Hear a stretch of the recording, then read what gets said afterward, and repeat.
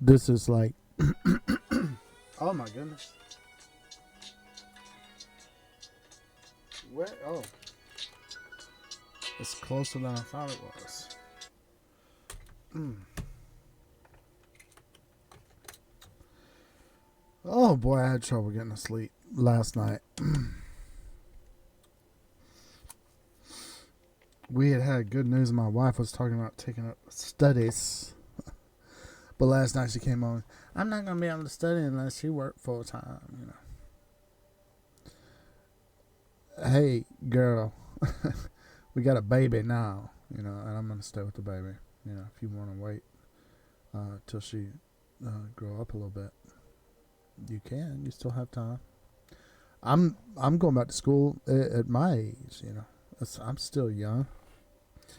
Um, but you gotta, she's one of our, this is the thing. I started out when we first got married. I was like, if we're gonna have children, one of us is gonna stay with the child full time. We're not gonna put the child in a public, with all this rape and molestation and abduction and human trafficking, the Donald Trump modeling agencies and the Donald Trump child abduction cults. The a parent needs to be with their child full time, at least one parent, and that's the way we used to have it. It should always be that way. And actually, my idea was that we would have a business at home where we could both stay at home with our child and see to her upbringing. Also, another thing, you don't want the child to become a bad person too. It's like you worry about something bad happening to your child, but also your child, if they're just left alone or whatever. What if they become bad? You hear about these parents, their kid went on a shooting rampage and they were like, how'd that happen? Man, you disconnected. You want to talk? How did that happen? Crazy. Y'all wasn't paying attention. That's how it happened. And that has become a norm, right? So when we got married, I was like, one of us is going to be with full time. But my wife was, and she has health problems. She was laying up in the bed watching she's got that TikTok addiction. Watching the little short videos, blink, blink, blink, blink, 500 of them. I said, dear, I can see that on the dang Google Takeout. Straight up, I can tell it's what you watching because it's not what I'm watching. I listen to a few songs. I'll put on a YouTube video of the Ronettes, "Be My Little Baby" play in the background while I'm doing my work and stuff like that. But I don't steady sit up there watching weird, child dragged by backpack videos or whatever. I popped up Twitter. I did a share to Twitter of some of my AI artwork just last night, and when Twitter came up, it was just like a line of arsonist and child dragged by backpack of bus driver almost killed, and all this lurid, nasty stuff. No wonder people going crazy. So sitting up there watching all that crazy stuff last night. And people that are on my show know sometimes, I've been a school teacher. And sometimes kids that get on my stream, call me in the middle of the night, scared. And I talk to them and say, don't be scared. And, this is the thing, I will repeat that. If you're a young person and you're scared at night, a monster's going to come. There's various reasons. A lot of anthropologists are people that study human beings, right? And a lot of people, they have that thing of maybe a monster's going to come out of the bed or out of the closet or something like that. And anthropologists would say that we are our ancient relatives. There was a danger of predators when you went to sleep. That our early ancestors would climb up in trees to sleep up in trees to be safe from predators. So naturally, if a predator did come up that tree, he would come from below. And, so we have these kind of patterns of primal fear and stuff like that. So on the one hand, you may be experiencing that discomfort, right? But then on the other hand, somebody said, well, there was this dark figure, and when I woke up in the morning, my door was standing open, and the reality is in this horrific world that we live in is that there are predators. And I always teach my, the first thing with my little daughter is I showed her that heavy metal version of the Three Little Pigs. What is it? Green Jelly? Little pig, let me in. And it's got the leather jacket. He's like the big bad wolf, and he's got the big ganja. I was like, that's real, right there. That's and my wife was like, no, that's not what the Three Little Pigs is about. She got to see the conservative and the liberal, Three Little Pigs, which is what it's like. The liberal pigs, they just lay around and don't do nothing, and so they get eat up by the evil big bad wolf. But the conservative pig, he works hard to slave away and build a fortress, and and so the big bad wolf don't eat him, whatever. I said, no, the big bad wolf is about the wolf eating you when you're like a little, defenseless creature, right? And so the green jelly, I feel like, is more accurate. But talking to kids in terms of predators, if there's a danger of somebody coming into your house or whatever, that's real, unfortunately. Get yourself a dog. Get you a big old dog, and then when that guy comes in there, it's gonna be and you get a chance to take it on the lam, as it were. But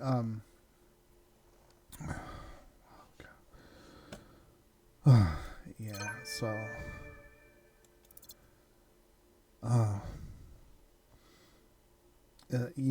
it's like when my wife, when we first got married, I was like, I'm much older than you, and you need to go to school, you need to study. So how dare you try to tell me what to do? I'm not doing nothing. So I had plans for her to and everybody pay attention to this right now.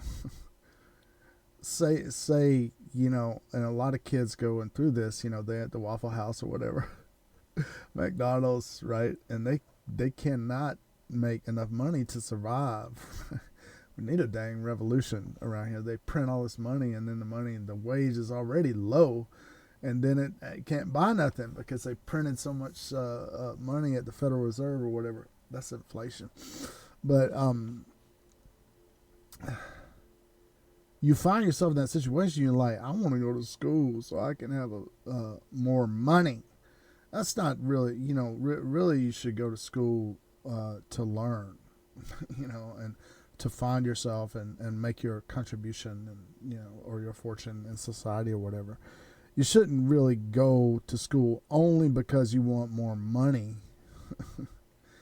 Because I saw a lot of people doing that, trying to get six figures at micro. This is why we have one of the reasons why in my eyewitness situation, we have a lot of bad mathematics teachers.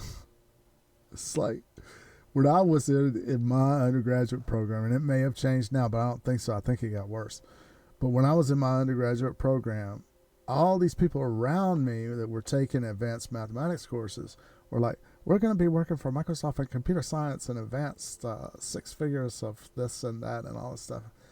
And then these kids, college, it was college, they couldn't pass linear algebra.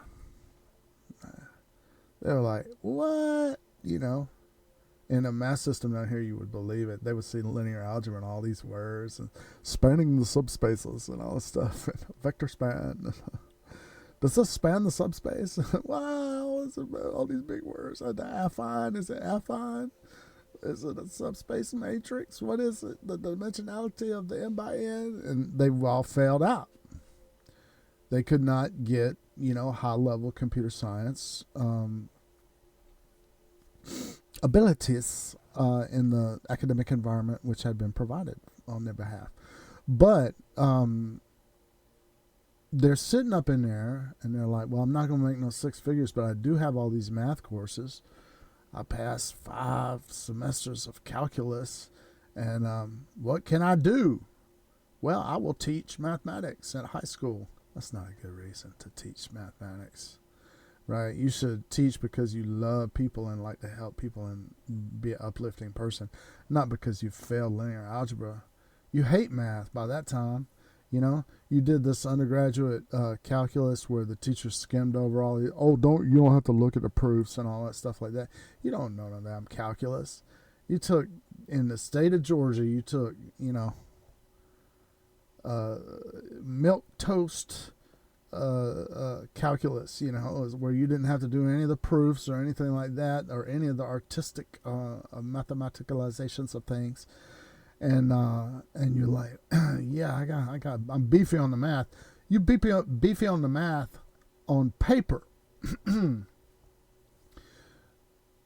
but not really. And you don't really like math. You actually hate it because it blocked you from getting the 6 figure. You were in there to get money, right? You were fighting to get money. What you should do is find what you love and do that as best as you can, right? Because otherwise you're a slave, right? Think about it. In this system that we have of wage slavery, you had your entire life. You don't want to be homeless, right? Live in the gutter. You don't want to do that. You're a slave. You have to rent yourself out, right? And you got to find something that's in demand and rent yourself out at a high level, or start your own business and be successful with that. If you love money, you should study money, financing. That's what you should study. Banking and all that stuff like that. If money is what you want, that's what you should study. I need to tell my wife that. She's thinking about going into physical therapy. And now she went around the house. I think the day before yesterday, she went around the house, and I've got a huge bookstore in my house, or I've got probably 250,000 books in here or more. And so you can, any profession that you want, you can go around and find all the textbooks for it and see what you have to do. So she's looking at what she has to do to get this physical therapy degree. I think that's why she got down today. She's like, I'm not going to be able to do it. First step is crack a book, dear. Put down the phone and the TikTok videos and make a habit like your husband. And I try to live by example. I've been in here reading, I do it in front of her. Reading every day, and studying stuff and learning how to do stuff. Trying to set an example for her. But last night she's like, I'm not going to be able to do it, unless you go work full time. It's like I was working full time and you just laid up in the bed. Right? And even our daughter was just drawing on the walls, and you was cursing me for bringing crayons home. Take her crayons away, punish her, because she's drawing on the walls. I'm like, she's doing something, dear. She can draw on the walls all she wants. More power to her, man. If you're going to lay in the bed and watch TikTok videos, you got to work on your health, right? This is the thing, too. Is anybody, if you're young, you shouldn't be tired all the time, right? If you're really, really wiped out, you've got to take action for your health, because your life is, just slipping away from you. Right? Maybe you've been tired, for so long that you don't remember that it could be different. But we all need to pay attention to our health. We should be, like, I'm much older than my wife, but I'm bouncing off the walls. Look at me, I'm up at 3 o'clock in the morning, man. I'm like, hyperactive. I got all kind of things going on, and working on a computer and doing all this stuff. It's communicating with the world and all these things like that. And it's just like, exhaustion. I don't think I can make it. But, I hope she can. I wish we could do like a math training course together where, I would teach her the math thing, and then she would do a math stream. teach it in her language, her native language. But math is an art. You got to do it every day. But she doesn't. There's nothing that she approaches really artistically. Not even cooking. She likes to watch artistic cooks. People make these videos. That's something I tried to get us into, is making YouTube videos. So wait a minute, I gotta play some Macarena. What is going on? See, that's a attention deficit. That's what it is.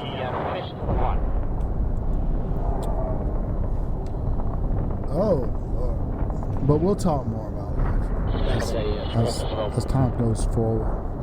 Now, let's go back to the Crusades. I hate this book. Despondency. On the day following the departure of Louis VII, the pilgrims, who were expecting the escort and the guides that had been promised them, saw the Turks come upon them, eager for murder and pillage. Archambaud and Thyre for a moment renovated the courage of the Crusaders, and several times repulsed the infidels. But the Turks returned to the charge without ceasing. Every day the Christians sustained fresh encounters without being able to compel their enemy to retreat. The Greeks would not consent to receive them into the city, and there remained to the Crusaders no means of safety. Despair stifled in their breasts even the sentiments of humanity. Every one of these unfortunate wretches became insensible to the fate of his companions, and felt nothing but his own ills, saw nothing but his own dangers.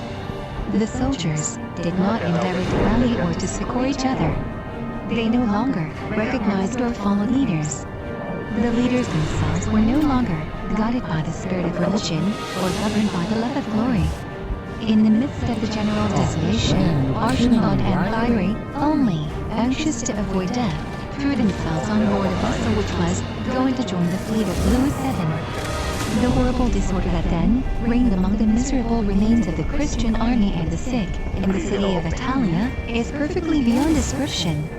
Two troops of pilgrims, one of 3,000 and the other of 4,000, resolved to brave all dangers and march towards Cilicia. They had no boats to cross overflowing rivers. They had no armed with which to resist the Turks, and they almost all perished. Others who followed them shared the same fate, whilst the sick in the city of Italia were ruthlessly massacred. It has been a painful task for the historian to record even a few details of these frightful disasters. And it is in this place we find the words of the old chronicles so applicable. God alone knows the number of the martyrs whose blood flowed beneath the blade of the Turks, and even under the sword of the Greeks. Many Christians, bewildered by despair, believed that the God who thus left them a prey to so many else could not be the true God. 3,000 of them embraced the faith of Muhammad and joined the Muslims, who took pity on their wretchedness.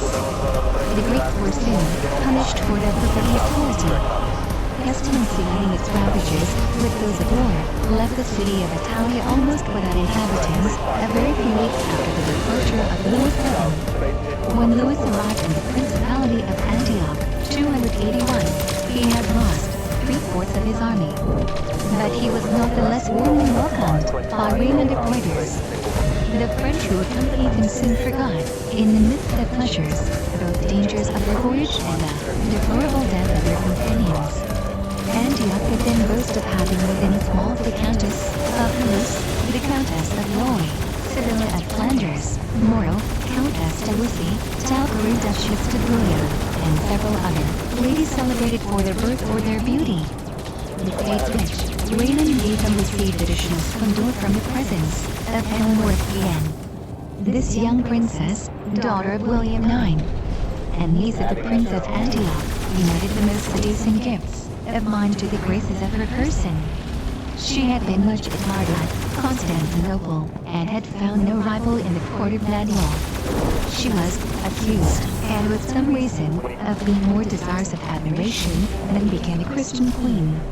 It was neither sincere piety nor an inclination to perform penance that had led her to make a pilgrimage to Constantinople. The fatigues and dangers of the journey, the misfortunes of the Crusaders, the remembrance of the holy places, always present to the minds of true pilgrims, had not in the least abated her too lively taste for pleasures, or her strong inclination for gallantry. Raymond of Poitiers, amidst the fates given to Queen Eleanor, did not forget the interests of his principality. Yeah, He buddy. was anxious to weaken the power of Merlin, the most formidable enemy of the Christian colonies, and ardently desired that the Crusaders would assist him in this enterprise. I thought something was going Caresses, on. prayers, presents, nothing was spared to engage them to prolong their sojourn in his states. The Prince of Antioch addressed himself at first to the King of France, and proposed to him, in a council of the barons, to besiege the cities of Aleppo and Caesarea in Syria. This enterprise, which favored his ambition, offered real advantages to all the Christian states of the East, which were threatened by the constantly increasing power of Northern. But Louis VII, who had been only brought into Asia by a spirit of devotion, answered Raymond that he could engage himself in no war before he had visited the holy places. The Prince of Antioch did not allow himself to be discouraged by this refusal. He employed every means to touch the heart of the Queen, and resolved to make love subservient to his designs. William of Tyre, who has left us a portrait of Raymond, informs us that he was mild and affable of speech, 282, exhibiting in his countenance and manner, I do not know what singular grace in the behavior of an excellent and magnanimous prince.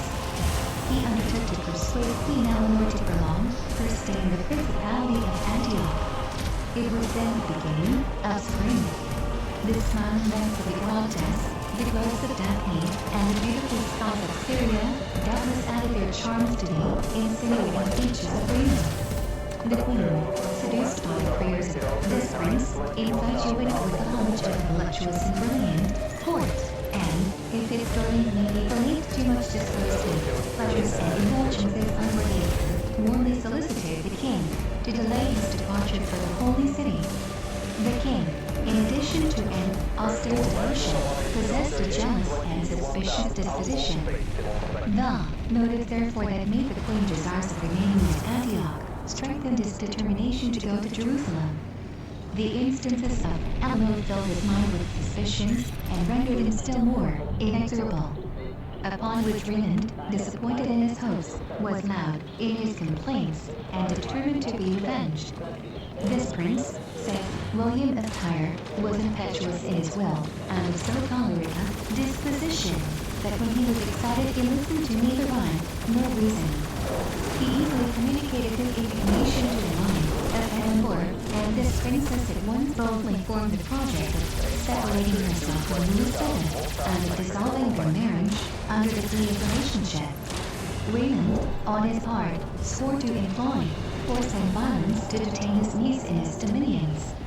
At length, the King of France, outraged both as a husband and a sovereign, resolved to precipitate his departure, and was obliged to carry off his own wife and bear her into his camp by night. The conduct of the Queen must have scandalized both the infidels and the Christians of the East, and her example was likely to produce fatal effects in an army in which there were a great number of women. Among the crowded knights, and even the Lycinians, who during the revolt of Antioch by turned her favor by her partiality, 283, again his particular notions, who received costly presents from her, and for whom she desired to abandon the King of France. In such affairs, ingeniously remarks may survive, more is frequently said than there is. But sometimes also there is more than is said. However that may be, Louis VII could not forget his dishonor, and felt obliged some years after to repudiate Eleanor, who married Henry II, and bestowed the Duchy of Guienne upon England, which was for France one of the most deplorable consequences of the Second Crusade. I'm coming back, man. I'm coming back. I'm going to incarnationalize on you. The stay of Louis VII at Antioch sent deputies to conjure him, in the name of Jesus Christ, to hasten his march towards the holy city. The King of France, known to their wishes, and crossing the and Phoenicia without stopping at the court of the Count of Tripoli, who entertained the same projects as Raymond of Poitiers. His arrival in Cologne created the greatest enthusiasm and illuminated the hopes of the Christians. The people, the princes, and the prelates of Jerusalem came out to meet him, bearing in their hand branches of palm, and singing the same words as the Savior of the world was saluted with blessing he who comes in the name of the Lord. The Emperor of Germany, who had left Europe at the head of a powerful army, had just reached Jerusalem in the character of a single pilgrim. The two monarchs embraced, wept over their misfortunes, and repairing together to the Church of the Resurrection, adored the inscrutable decrees of Providence Baldwin III, who then reigned at Jerusalem, was a young prince of great hope. And being as impatient to extend his own renown as to enlarge his kingdom, he neglected no means to obtain the confidence of the Crusaders, and urged on the war against the Saracens. An assembly was convoked at Ptolemy to deliberate upon the operations of this crusade. The Emperor Conrad, the King of France, and the young King of Jerusalem repaired thither, accompanied by their barons and their knights. The leaders of the Christian armies and the heads of the Church deliberated together upon the subject of the holy war in the presence of Queen Melisine, the Marchioness of Austria, and several other German and French ladies who had followed the Crusaders into Asia. In this brilliant assembly, the Christians were astonished at not seeing the Queen, Eleanor again, and were thus reminded, regretted the sojourn at Antioch. The absence of Raymond of Antioch and the Counts of Edessa and Tripoli, who had not been invited to the meeting, must necessarily have created sad reflections and given birth to presages upon the effects of discord among the Christians of the East. The name of the unfortunate Jocelyn was scarcely mentioned in the council of the princes and barons. Nothing was said of Edessa, the loss of which had raised the entire West to arms, nor of the conquest of Aleppo, which had been proposed by Raymond of Antioch.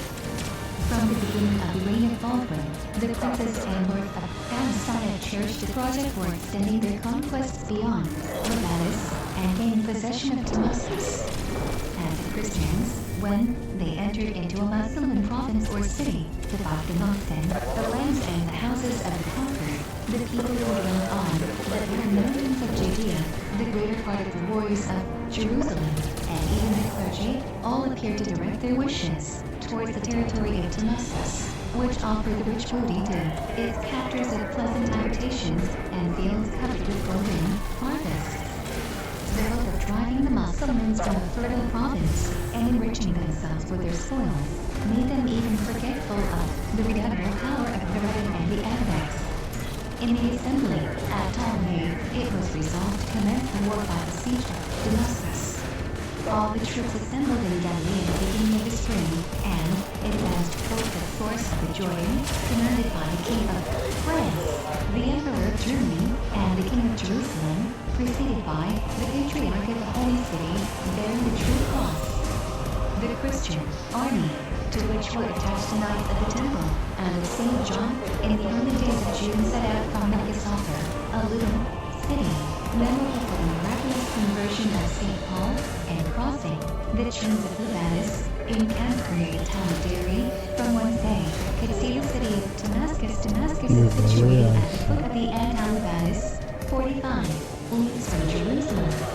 Hills covered with trees and verdure arise in the neighborhood of the city, and in its territory were several towns which have maintained a name in history. A river which falls impetuously from the mountains, rolls over golden-colored sand, and separating into several branches, waters the city, and bears freshness and fertility to the valley of Abenepsich, or the valley of violets, planted with all sorts of fruit trees.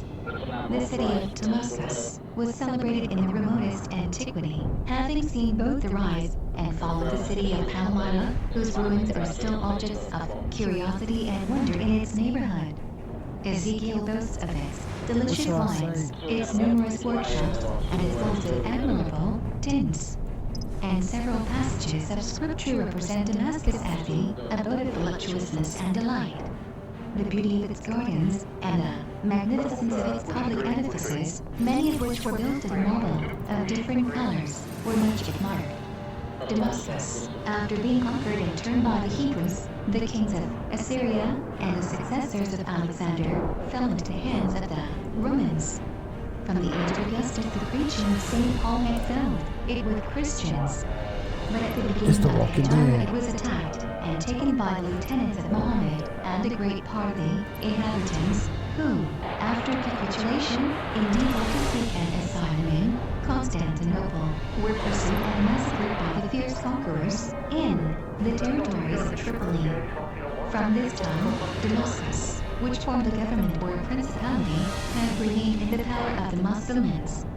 At the period of the Second Crusade, this principality, attacked by turns by the Franks, the Ottomans, and the Arabics, and almost reduced to nothing but its capital, belonged to a Muslim prince who had no less occasion to defend himself against the ambition of the Emirs and the invasion of foreign enemies. Nuruddin, master of Aleppo and several other cities of Syria, had already made several attempts to gain possession of Damascus, and had by no means abandoned the hopes of uniting it to his other conquests when the Christians formed the resolution of besieging it. The city was defended by high walls on the east and the south, whilst on the west and the north it had no other defense but its numerous gardens planted with trees, in all parts of which were raised palisades, walls of earth, and little towers in which they could place archers. The Crusaders, when ready to begin the siege, resolved in council to take possession of the province first, hoping to find boiling water and abundance of fruits.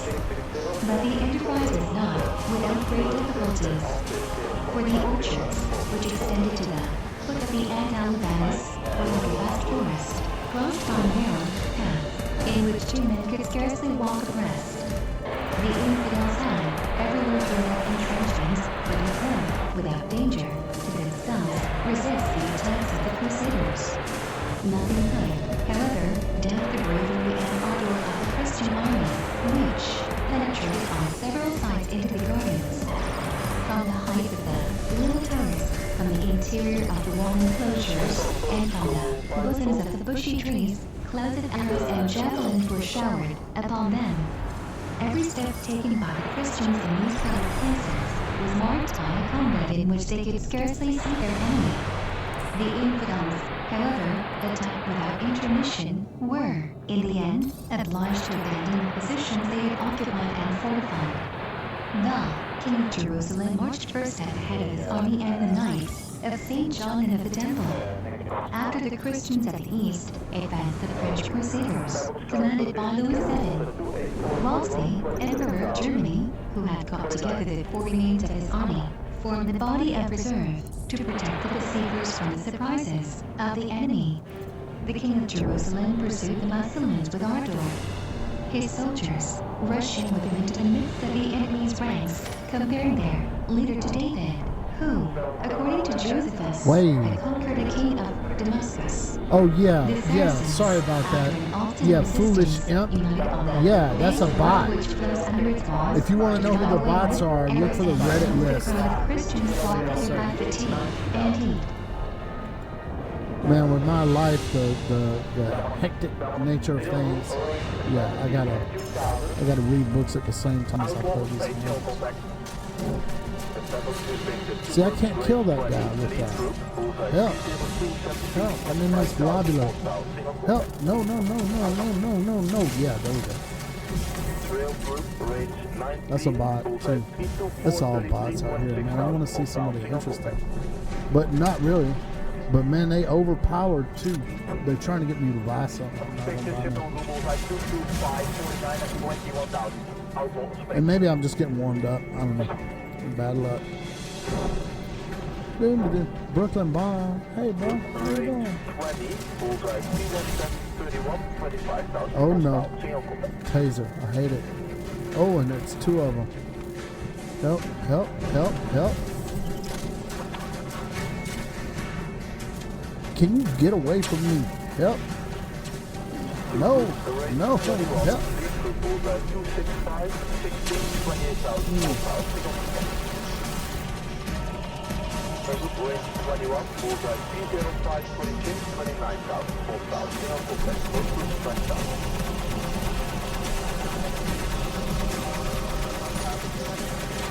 These are all bots. Get back in here. Don't try to push me around. I ain't scared of you. I ain't scared of nothing.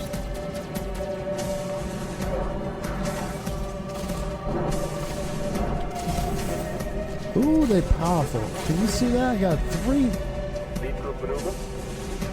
6 long arm shells in that guy to blow him up. On overcharge.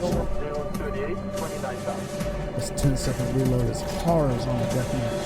It really is. See that? Yeah, a lot of times 2 of those shells when I'm doing overcharge is enough to kill a mech. Yeah, just keep relaxed, buddy. Just chill out. Now watch, I'm not overcharged. Oops. 4 for him. I missed him twice because I suck so bad.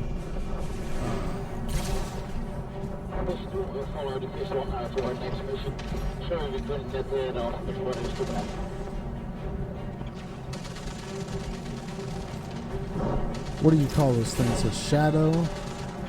The scamper, that's their ability, it's a scamper ability.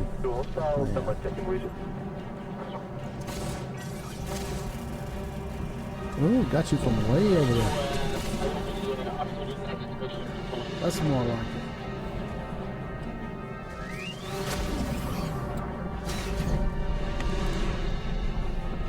Lizard Wizard is not a bot.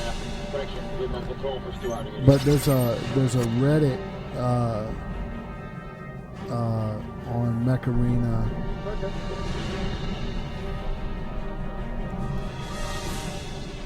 There's a Reddit on Mech Arena that lists all the bots. Hold on, man. But I don't know. It's like sometimes you go in, like when I first started this morning, those bots were one-shotting me. They all had overpowered stuff that was more powerful. Sometimes they don't. I don't know what it is, random, or sometimes they're just trying to press you to buy something. But I'm interested. What happens if I don't buy anything? Can I get that good? I feel a lot more satisfaction. I don't know if anybody can understand that, but if I don't buy anything and I beat you, that's very satisfying. I feel like I was skillful. Maybe not, but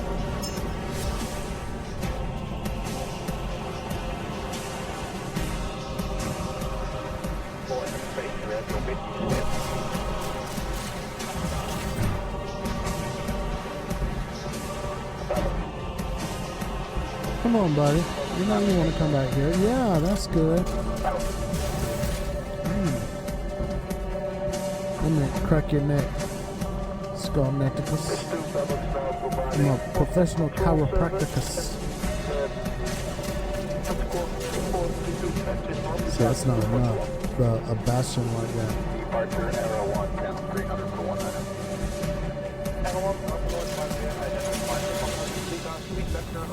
You suck.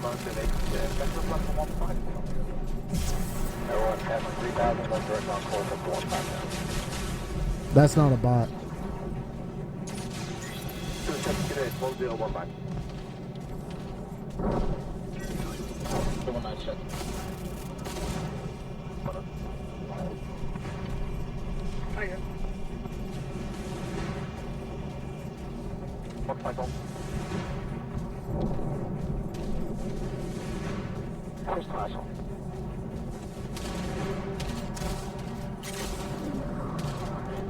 Back north, bullseye 31031, 25,000. 2 contacts hostile.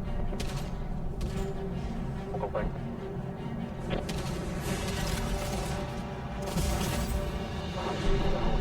Connectors hostile. Cybox. At this 2 you clear Delta 1 up to 8, inch level to 660, broadcast operator stand for the COA 10, 10 half base clear 150 on the contact. 150. 8, Expo 14. Bravo visual, bullseye 210, 49, and select 2000, outboard station, show contact.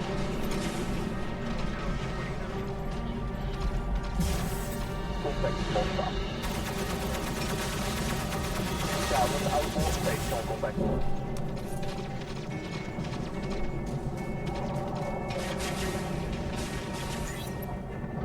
Sandbox trail loop, range 60, opening. Lead group, bullseye 30, Oh, 24, 25,000, full stop. Single contact, press stop. Sandbox trail loop, maneuver, range 18, 27,000, full stop. Single contact.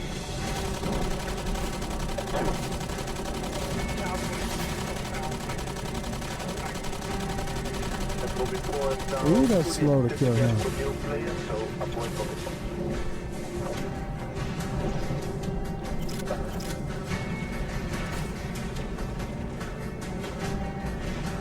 Sandbox, 2 groups, arranged and 19. Vandalele. Lizard Wizard was the only non-bot. Oh, man, I got on the board.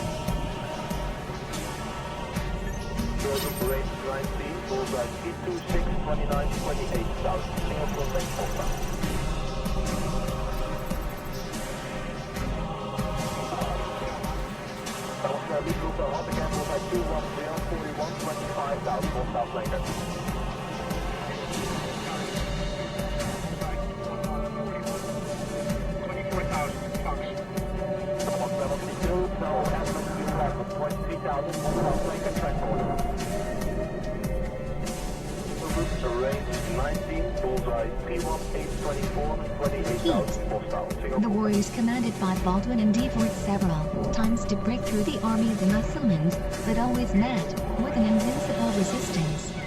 It was then the Emperor of Germany signalized his bravery by a deed of arms worthy of the heroes of the First Crusade.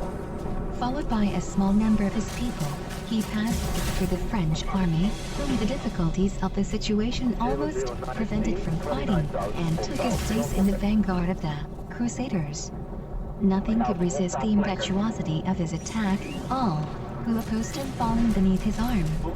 When a Saracen of gigantic stature and completely clothed in armor advanced to meet him and defy him to the combat, the Emperor at once accepted the challenge and flew to meet the Mussulman warrior. At the sight of the singular combat, the two armies remained motionless, waiting in fear till one of the champions had defeated the other to recommence the battle. The Saracen warrior was soon hurled from his horse, and Conrad with one blow of his sword dealt upon the shoulder of the Mussulman, divided his body into 2 parts. 284, this prodigy of the Moran strength redoubled the ardor of the Christians and spread terror among the infidels. From this moment the Mussulmans began to seek safety within the walls of the city and left the Crusaders masters of the banks of the river. Eastern authors speak of the fright of the inhabitants of Damascus after the victory of the Christians.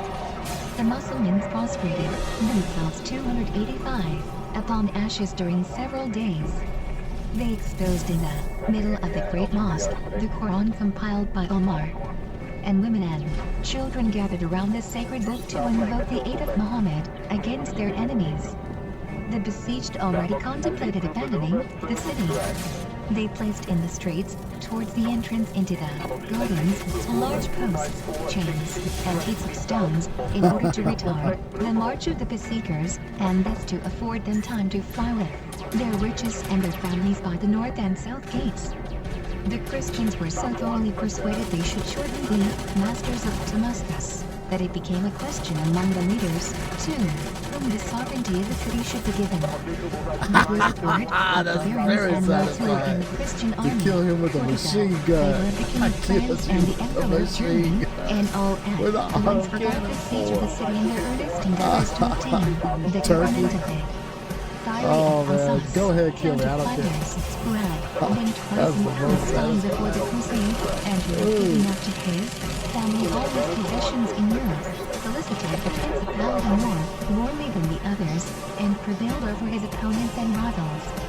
This preference gave birth to jealousy and increased discouragement in the army. As long as the city they were about to conquer remained vague for their The helix ambition, rack is on the leaders 20% showed plus. themselves full of ardor and courage. But when they were without hope, some remained inactive, whilst others, no longer regarding the Christian glory as their own cause, sought every means to ensure the failure of an enterprise from which they should reap no personal advantage. Why The does that leaders not of the surprise besieged you? took advantage of these feelings to open negotiations with the Crusaders. Their threats, their promises, and presence succeeded in destroying what remained of the zeal and enthusiasm of the Christians. They addressed themselves particularly to the barons of Syria and exhorted them to be on their guard against warriors come, as they said, from the west to take possession of the Christian cities of Asia. They threatened to deliver up Damascus to the new master of the East, Nuruddin, whom nothing could resist, and who would soon take possession of the kingdom of Jerusalem.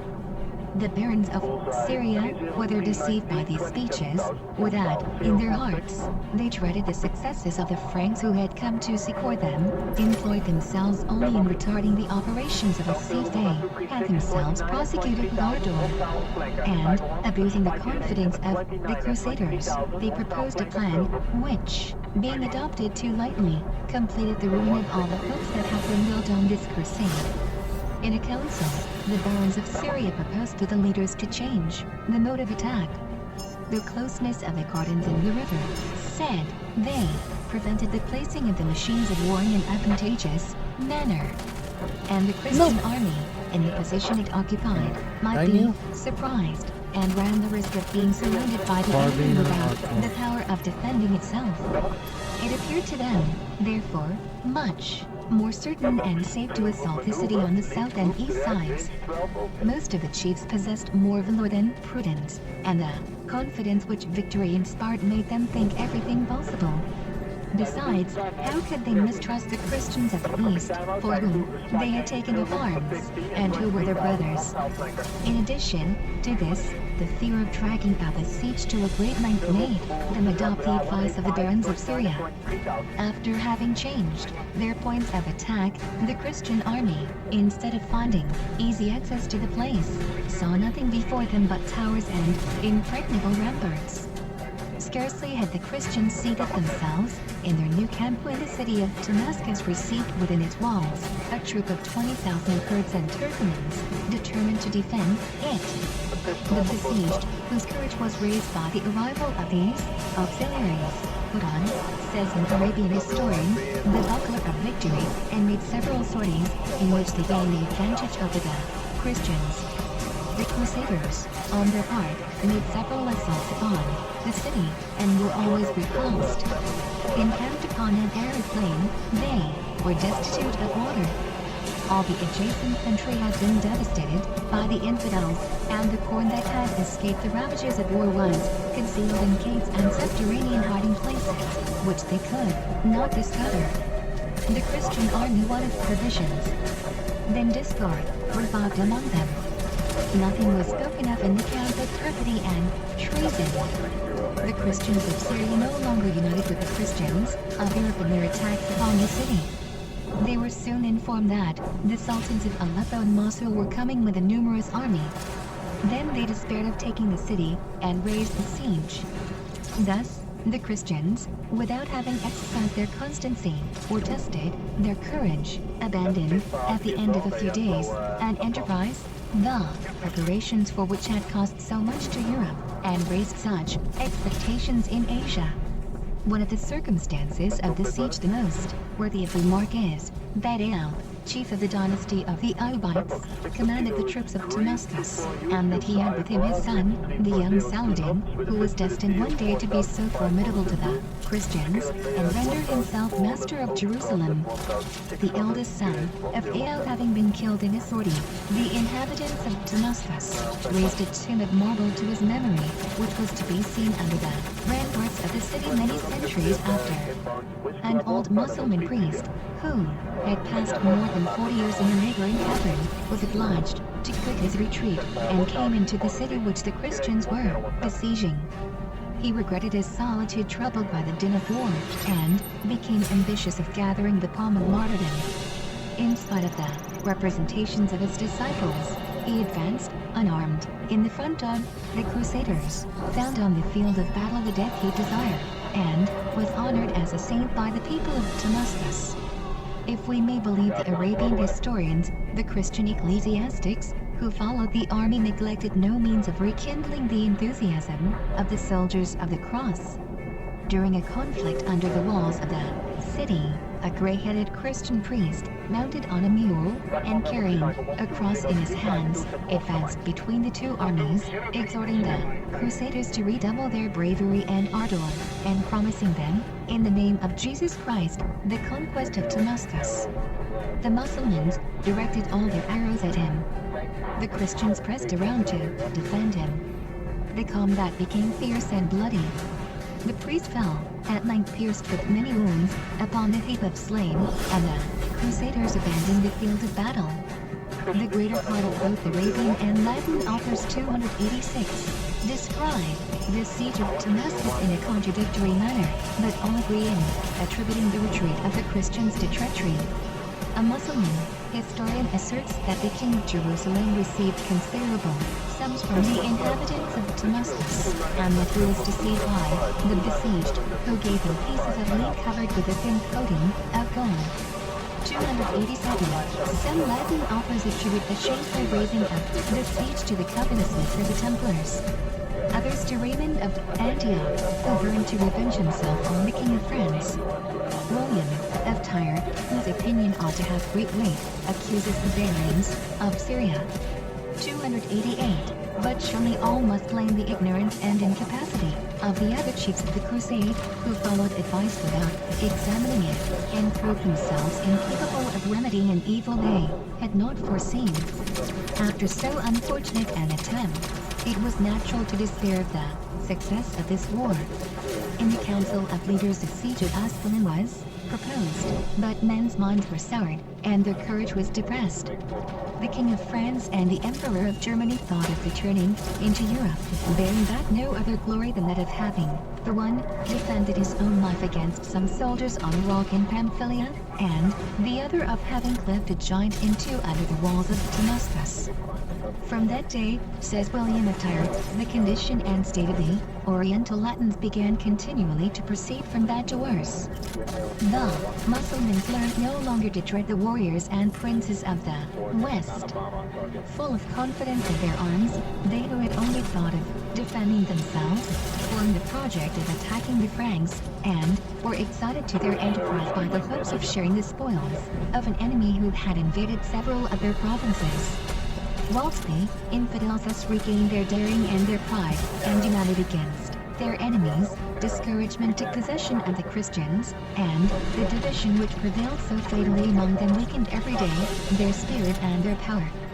The Franks who returned into Europe, we leave William of Tyre to speak, could not forget the perfidies of the Oriental princes, and not only showed themselves more careless and tardy concerning the affairs of the Kingdom of Jerusalem, but discouraged all those equally who had not been the voyage with them, so that they who were to speak of this crusade never after undertook the road of this peregrination with so much goodwill or so much fervor. This crusade was much more unfortunate than the first. No kind of glory mitigated or set off the reverses of the Christians. Hit him. The leaders committed the same faults that Godfrey and his companions had committed. They neglected, as they had done, to found a colony in Asia Minor, and to possess themselves of cities which might protect the march of pilgrims into Syria. We admire the patience with which they endured the outrages and perfidies of the Greeks.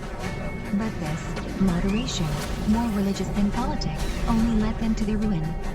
We must add that they entertained too low an opinion of the Turks, and did not take sufficient heed of the means necessary to contend with them. The Germans, in particular, were so full of confidence that, according to the report of Nicetas, they would rather have thought of taking shovels and pickaxes with them than swords or lances, believing that they had nothing to do but to cut themselves a road across Asia Minor. By another singularity, the Crusaders, in this war, did not aim for the crossbow, which a council of the Lateran had condemned as too murderous, and the use of which was interdicted to the warriors of the West. The infantry was left almost without arms, and when the Crusaders had lost their cavalry, they had no defense against an enemy. The Christian armies, as in the First Crusade, dragged in their train a great number of children, women, and old men who could do nothing towards victory, and yet always greatly augmented the disorder and despair consequent upon the defeat. With this multitude, no discipline could be established. Nor is it apparent that the leaders made any attempt to prevent the effects of license. Geoffrey de Rankin, whose imprudence caused the destruction of half the French army, in placed the King of France in the greatest peril, had no other punishment but his repentance, and thought he expiated his neglect of duty by prostrating himself at the tomb of Christ. That which was still more injurious to discipline was the depravity of manners in the Christian army, which must be principally attributed to the great number of women that had taken arms and mixed in the ranks of the soldiery. In this crusade there was a troop of Amazons, commanded by a general whose dress was much more admired than her courage, and whose gilded boots procured her the name of the Lady with the Legs of Gold. Another cause of the dissoluteness of manners was the extreme facility with which the most vicious men, even convicted malefactors, were admitted among the Crusaders. Saint Bernard, who considered the crusade as a road to heaven, summoned the greatest sinners to take part in it, and rejoiced at seeing them thus enter into the way of eternal life. In a council of Rheims, of which the abbot of Clairvaux was the oracle, it was decreed that incendiaries should be punished by serving God 1 year either in Jerusalem or Spain.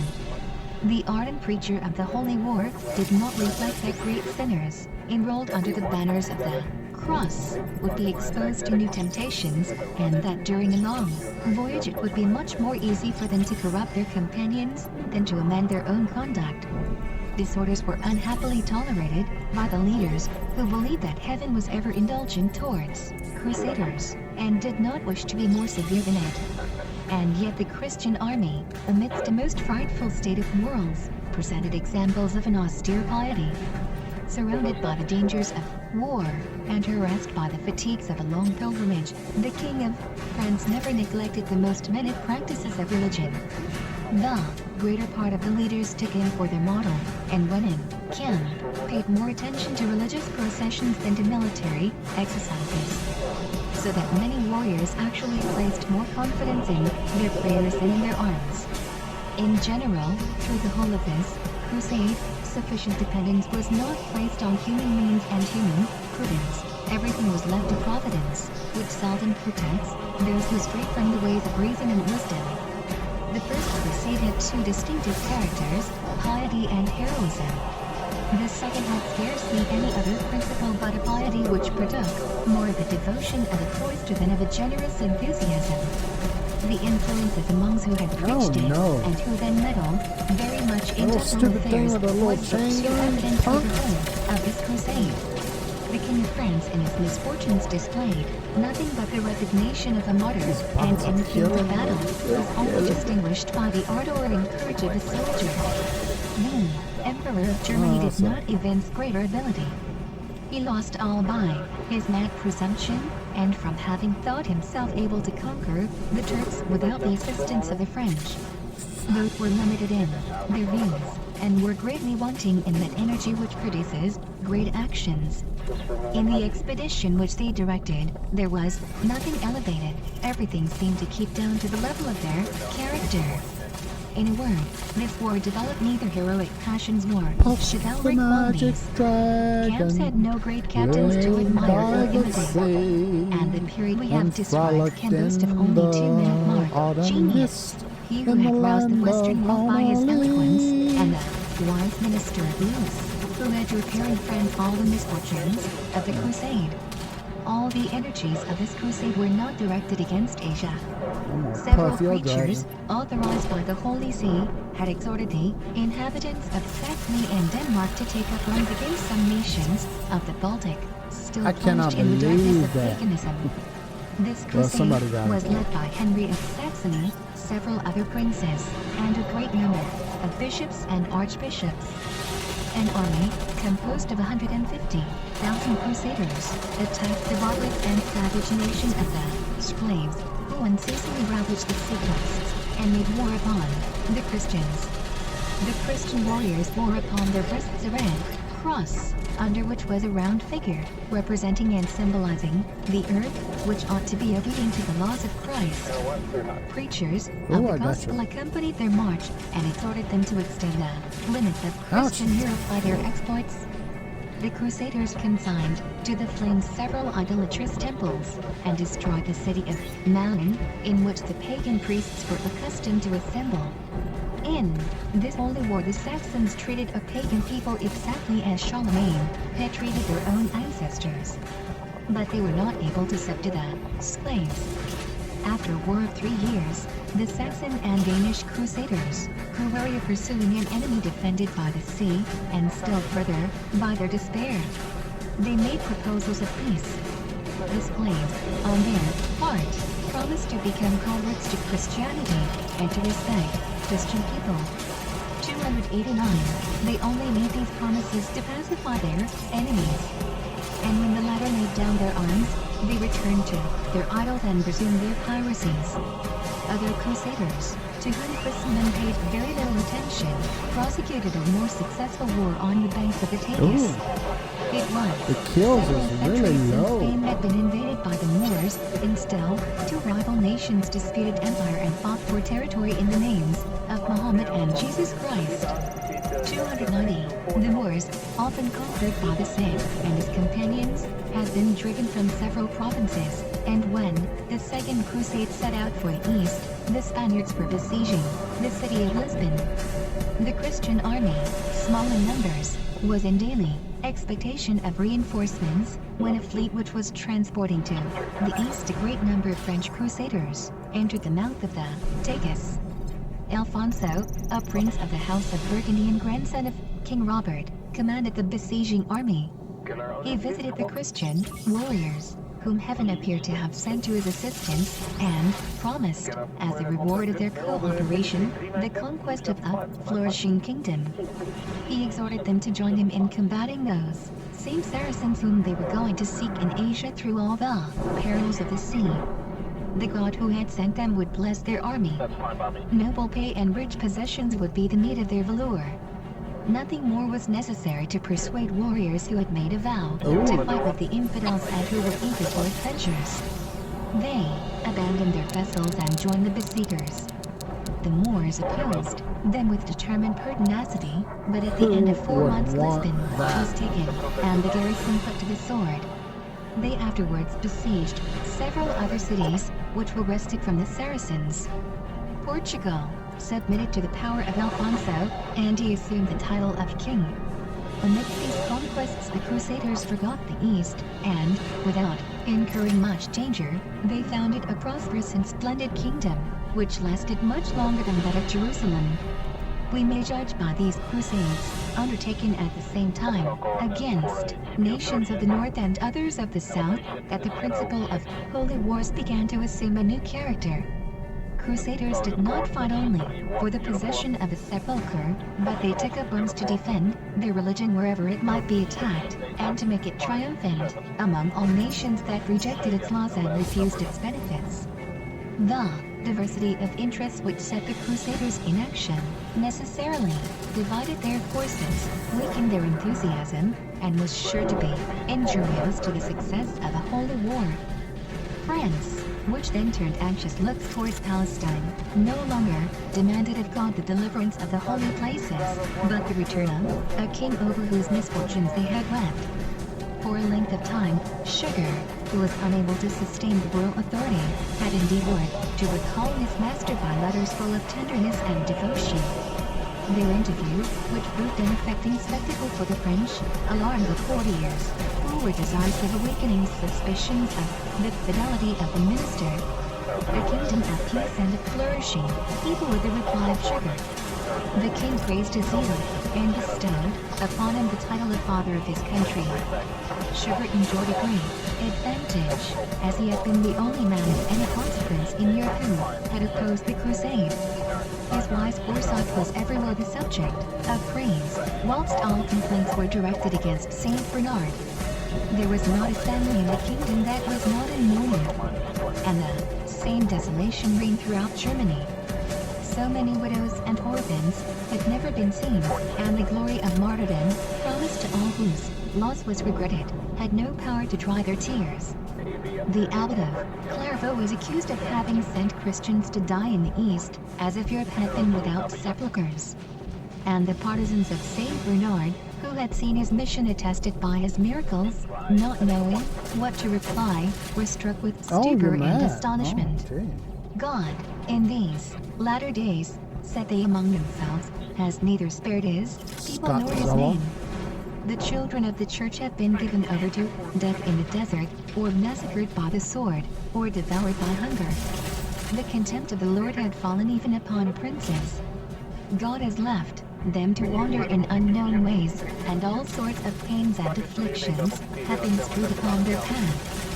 So many evils resulting from a holy war, from a war undertaken in the name of God, confounded the Christians who have most applauded the crusade, and Saint Bernard himself was astonished that God had been willing to judge the universe before the time, and without remembrance of his mercy. What a disgrace is it for us, said he in an apology addressed to the Pope, for us who went everywhere announcing peace and happiness. Have we conducted ourselves rashly? Have our courses been adopted from fantasy? Have we not followed the orders of the head of the church and those of the Lord? Why has not God regarded our fasts? Why has he appeared to know nothing of our humiliations? With what patience is he now listening to the sacrilegious and blasphemous voices of the nations of Arabia, who accuse him of having led his people into the desert that they might perish? All the world knows, added he, that the judgments of the Lord are just.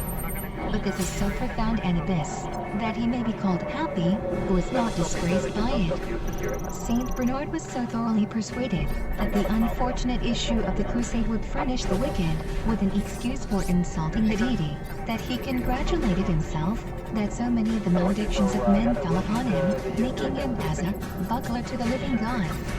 In his apology, he attributes the want of success in the holy war to the disorders and crimes of the Christians. He compares the Crusaders to the Hebrews, to whom Moses had promised, in the name of heaven, a land of blessedness, and who all perished on their journey, because they had done 1,000 things against God. Saint Bernard might have been answered that he ought to have foreseen the excesses and disorders of an undisciplined multitude, and that the brigands called upon to take up the cross were not the people of God. It appears to us, at the present time, that the partisans of the abbot of Clairvaux might have found better reasons for the justification of the holy war. The Second Crusade, although unfortunate, procured several advantages for Europe.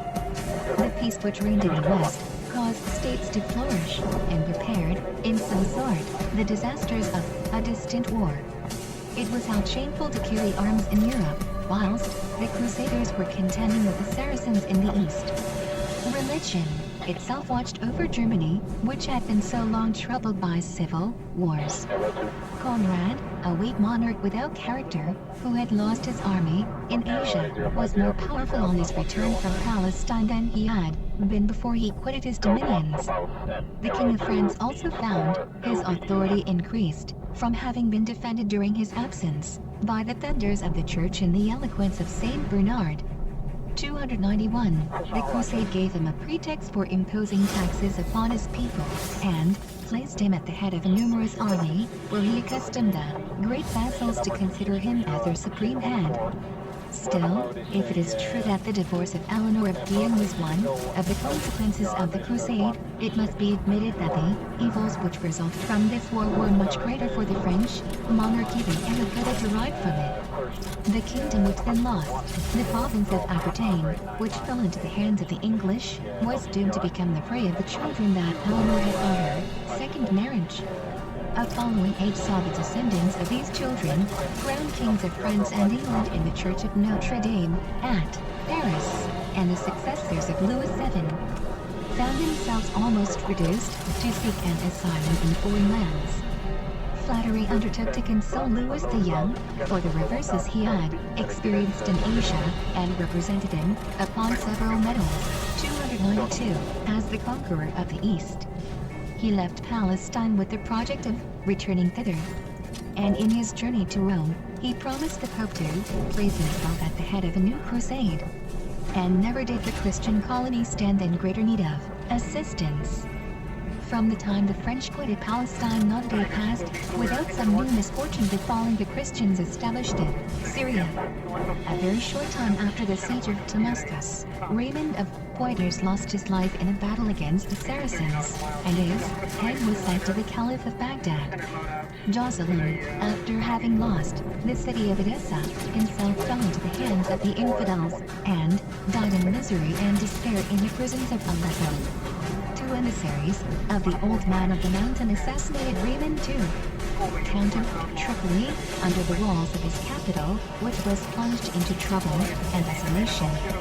Two young Muslim princes of the family of Orta, excited by their mother, believed that the moment was come to reconquer Jerusalem from the Christians. An army which they had assembled came and pitched its camp on the Mount of Olives, and the holy city only owed its safety to the courage of some knights who induced the people to take arms.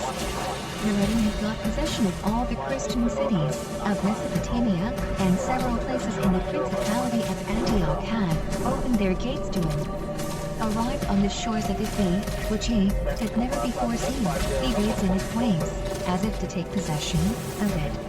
And, still accompanied by victory, he established the seat of his empire at Damascus, whence he emanates the city of Jerusalem. The afflicting news of these occurrences created great sorrow among the Christians of the West, and the sovereign pontiff exhorted the faithful once again to take up the cross and arms.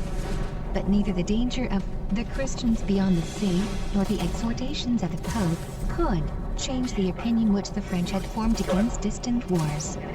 Louis VII was obliged to renounce his intention of returning to the Holy Land.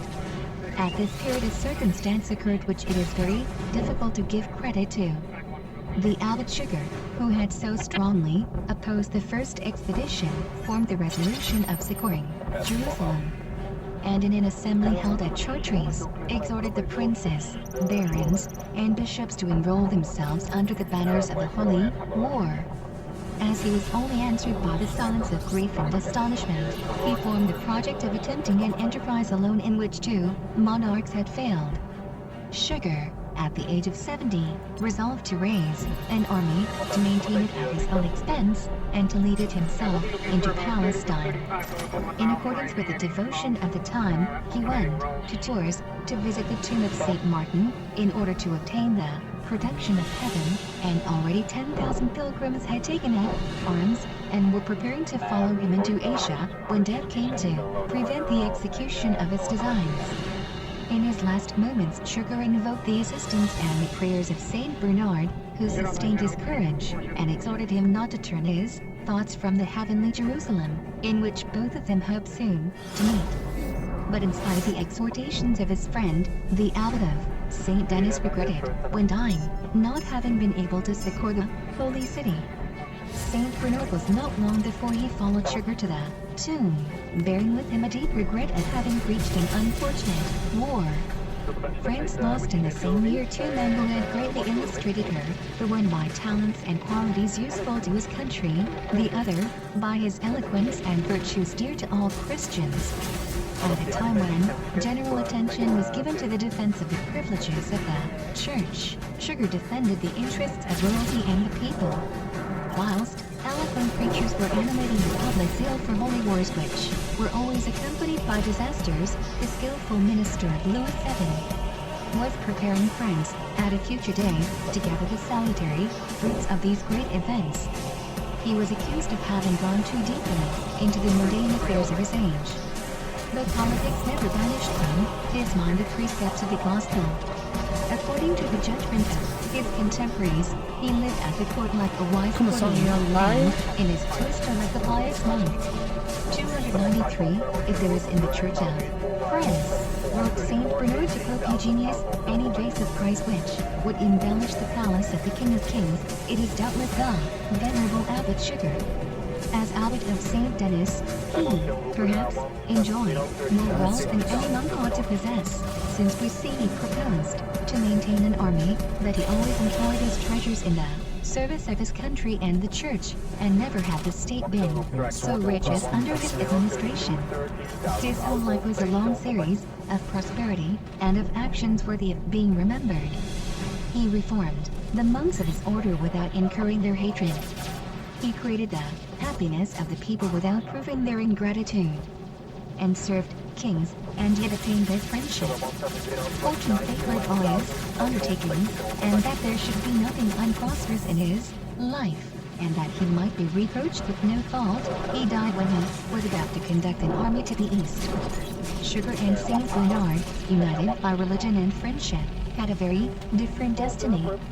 The first, born in a low condition, gave himself to the disposal of fortune, who carried him up to the highest dignities. The second, born in a more elevated rank, hastened to descend from it, and was nothing but by his genius. Saint Bernard rendered few services to the state, but he defended religion with indefatigable zeal. And as church then took precedence of country, he was greater than the abbot Sugar in the eyes of his contemporaries. Whilst he lived, the eyes of all Europe were fixed upon the abbot of Clairvaux. He was as if placed in the midst of Christendom. Every word he preached had the holy authority of the religion he taught. He stifled all schisms, silenced all impostors, and by his labors, merited in his age the title of the last father of the church, as richly as the great Bossuet merited in his. Saint Bernard may be reproached with having too frequently issued from his retreat, and with not having always been, as he himself expresses it, the disciple of oaks and beeches. He had a hand in most of the political events of his time, and interfered in all the affairs of the Holy See. Christians often asked who was the head of the church. Popes and princes sometimes murmured against his authority. But it must never be forgotten that he unceasingly preached moderation to kings, humanity to the people, and poverty to the clergy. Book 7. Third Crusade. AD 1148 to 1188.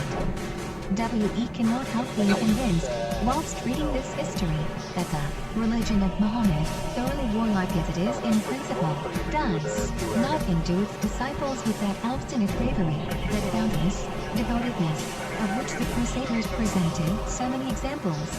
The fanaticism of the Muslims required victory to keep up its power or its violence. Bred in a conviction of blind fatalism, they were accustomed to consider successes or reverses as simple decrees of heaven. Victorious, they were full of ardor and confidence. Conquered, they were depressed, and without shame succumbed to an enemy, whom they believed to be the instrument of destiny.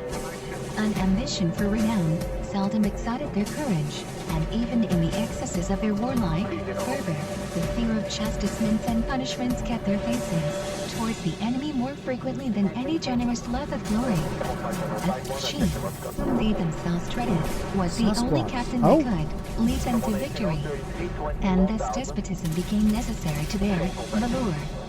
After the conquest of the Christians, the dynasties of the Saracens and the Turks were dispersed and almost annihilated.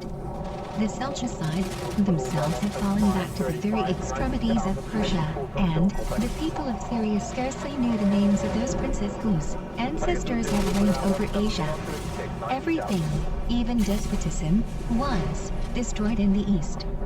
The ambition of the emirs took advantage of the general disorder.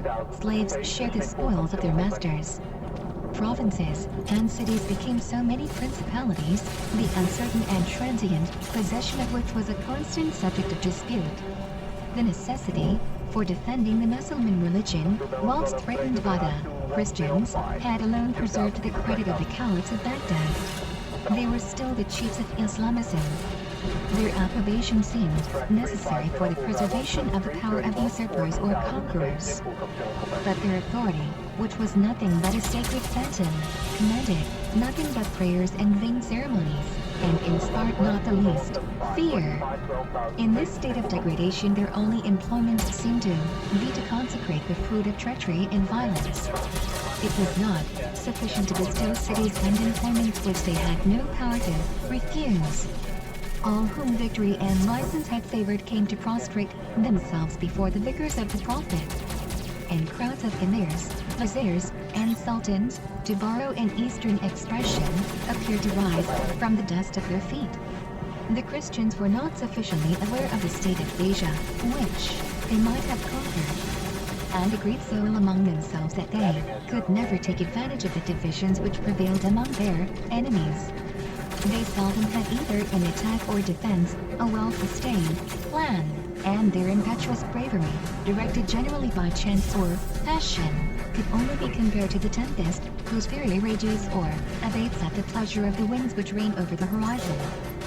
Fortune, which had offered them such a brilliant opportunity for extending their empire, became, at last, adverse to them, and from the bosom of the chaos in which the East was plunged, arose a formidable power, which was destined to conquer and destroy them.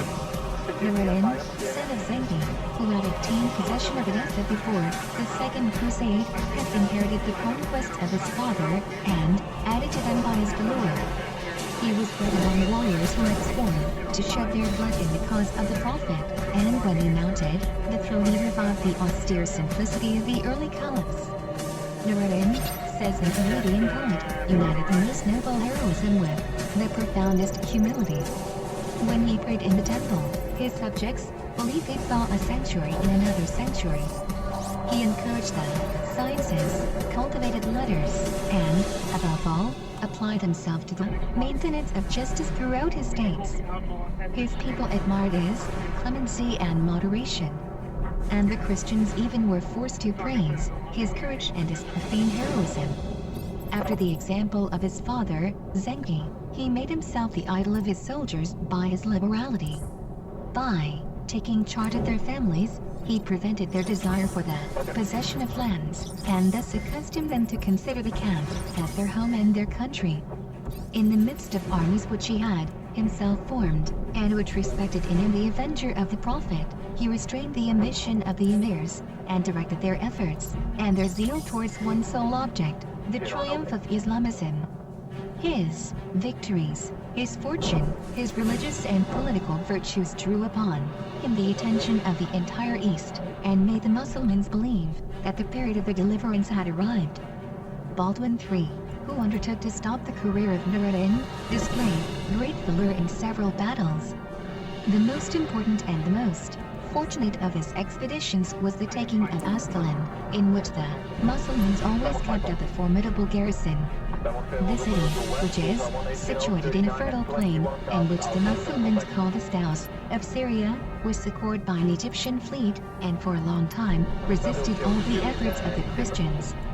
Rivers of blood flowed before its walls during several months. Both Mussulmans and Christians, fighting with fury, and neither giving nor receiving quarter. During that siege the Knights of the Temple particularly distinguished themselves by their valor. The thirst for booty, far more than the love of glory, making them brave the greatest perils. The garrison and the inhabitants, exhausted by fatigue and pinched by famine, at length opened the gates of the city. Baldwin granted them a capitulation, permitted them to retire into Egypt with their families, and caused a Te Deum to be sung in the great mosque, which he consecrated to St. Paul. After this victory, the king of Jerusalem marched to encounter Nureddin, and compelled him to raise the sieges of both Penius and Sidon. Baldwin was engaged in assisting the Principality of Antioch, always disturbed by factions, always threatened by the Mussulmans, when he was poisoned by a Syrian physician. As soon as he became sensible of his danger, he set out for Jerusalem, and died in the city of Paris. His remains were transported to the Holy City, the clergy coming out to meet the funeral train. The people descended from the mountains to join the procession, and through the country and in the cities nothing was heard but lamentations. Nureddin himself, if we are to believe a Christian historian, 294, was affected by the sorrow of the Franks. Some of his emirs advising him to take advantage of this melancholy occasion to enter Palestine, God forbid, replied say that I should disturb the proper grief of a people who are weakened with the loss of so good a king, or fix upon such an opportunity to attack a kingdom which I have no reason to fear. Remarkable words, which at once denote two great men, and which further show what a serious loss the Christians had sustained. As soon as the funeral ceremonies of Baldwin III were over, warm debates arose upon the choice of a successor. The greater part of the barons and knights attached to the memory of Baldwin proposed to call to the throne his brother Amaury, Count of Jaffa and Ascalon.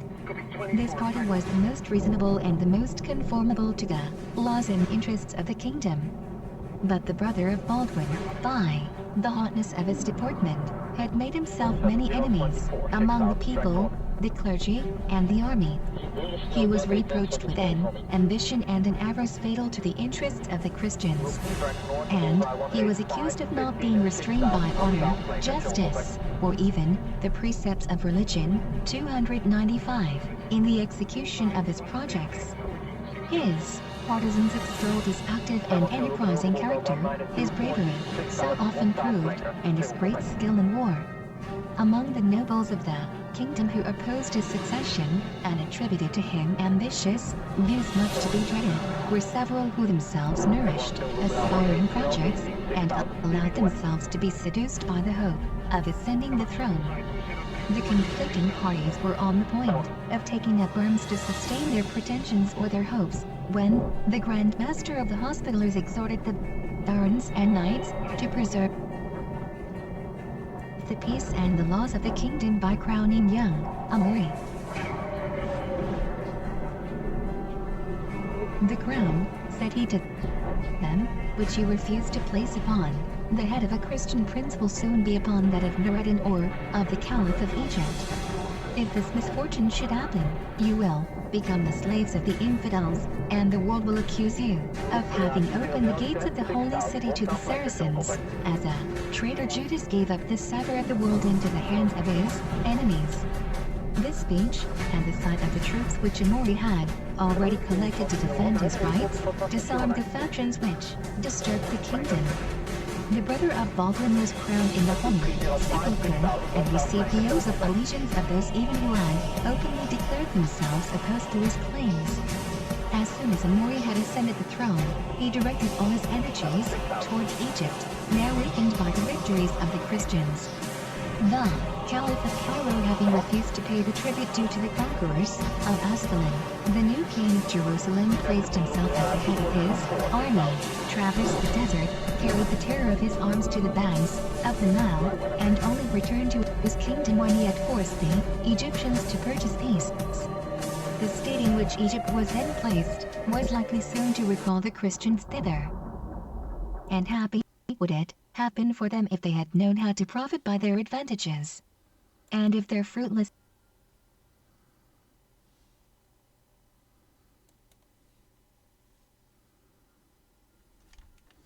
Ooh, I'm telling you right now, is this thing gonna work? Yes.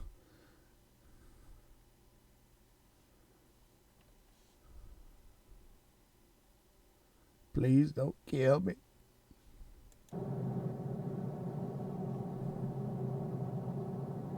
Exterminate.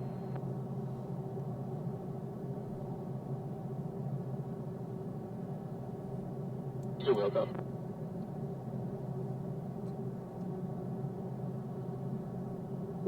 Right, one balance. Doing? Put me on VChat contact with the test. Yeah, I'm gonna check with him now. Right.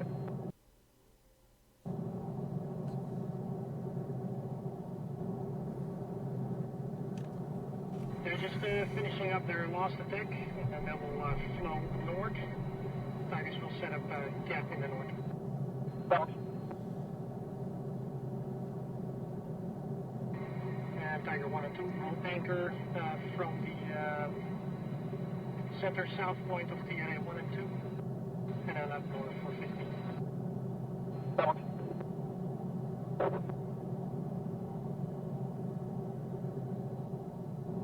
In heading 098.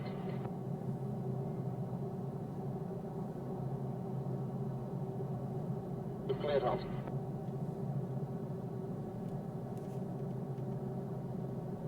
Roger, you're clear to stand up, squad 5 for 3-1 in sequence. Seconds. 063, drive. 4 seconds.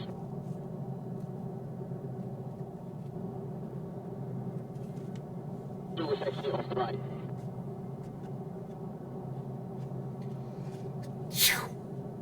This 2, I will give it one more shot with the what will be the last shot.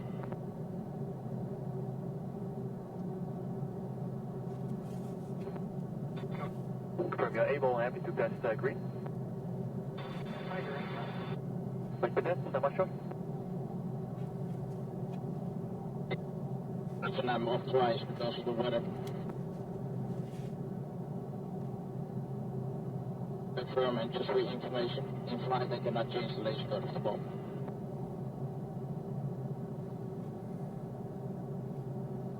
So I'm happy to try that one, see if the weather is a little bit better there. Still go into restrictions. Femox, push green, push green. Fire 1 and 2, push, green. Also understand, fish 2.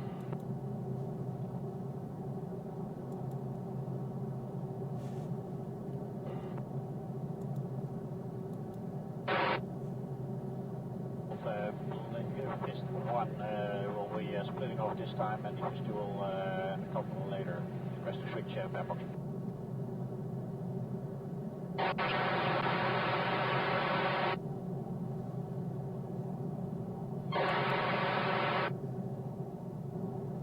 Taxi on P06 approved, QNH on 019, report before crossing 09.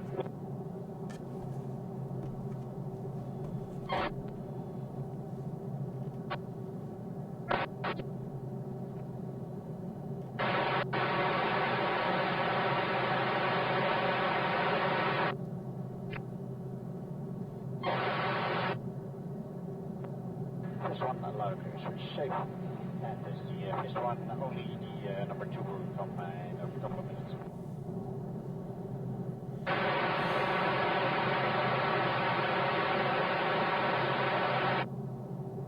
Passing 7,000.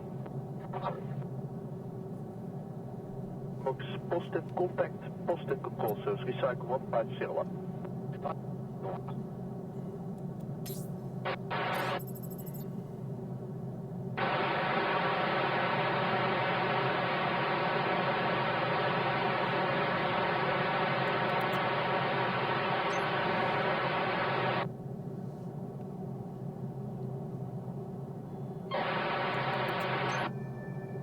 Side Deltas 1 up to 8, means level up to 660, walk with control below Angels 10, for the theory 10 Alpha, clear 150 up, positive control service. Weather will not work.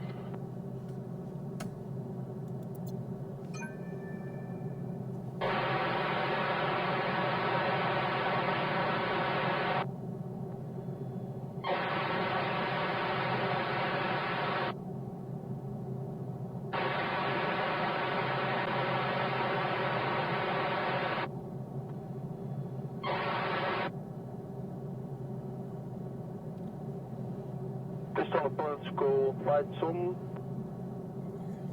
Copy all. Go.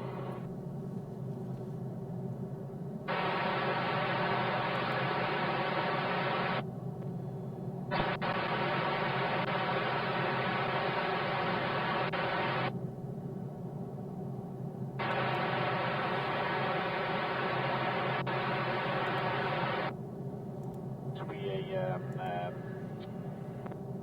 a negative oxygen. Femox scout rotating cap, bullseye 28421, 27,000, 2090.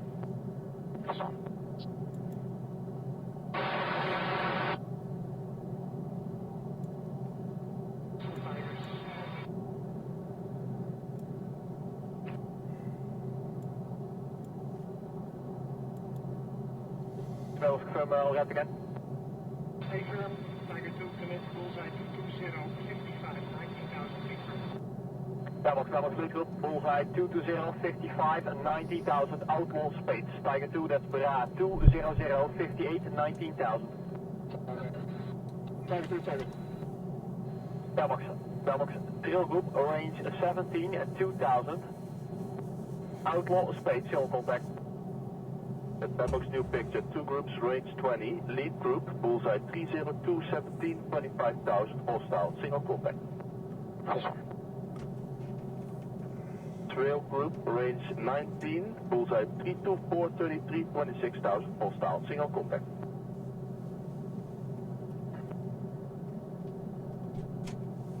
Picture, single group, bullseye 225, 49 and 21,000, outlaw Spades. Yes, sir.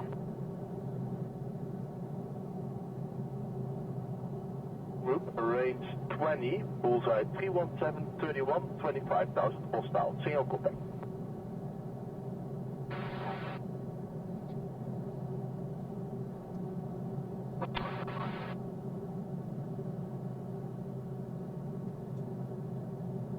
Two groups, range 21, lead group, bullseye 265, 16, 28,000, hostile, single contact. Group, range 21, bullseye 305, 26, 29,000, hostile, single contact. Both groups track south. Night qualification training flight 1,700 feet southwest of Assen for you. Box S2 supplies. 21, bullseye 302, 25, 31,000, hostile. Yes, sir.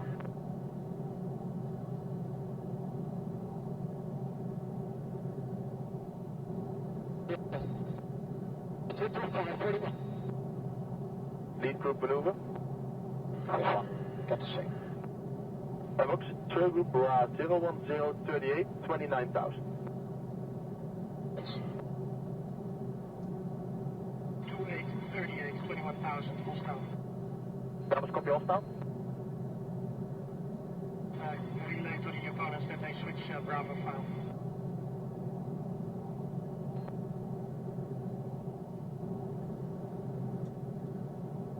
John, Bambox, confirm you on Bravo file. Yes, yes. Alex.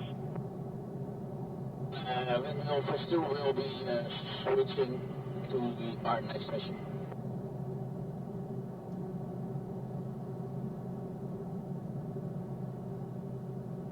Phase 2 will follow the Phase 1 out to our next mission. Sorry we couldn't get it off, but what is too bad.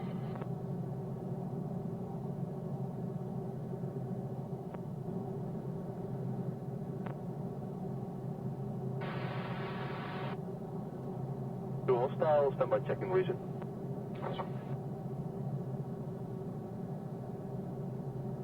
Phase 2, I will be after the next mission to follow the Phase 1.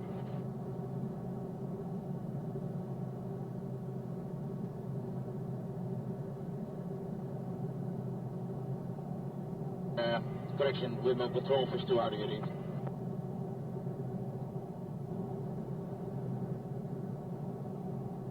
Roger.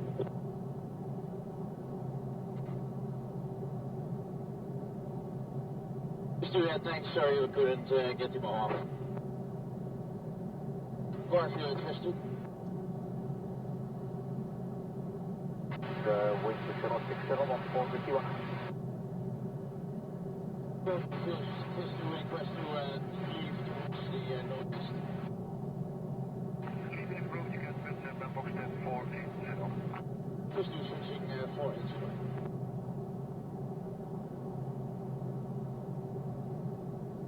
Bambox clean.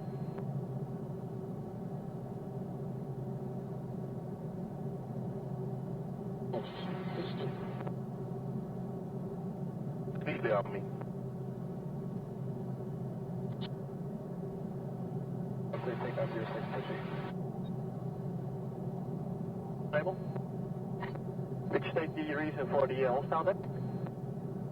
All maintain via bar BFC.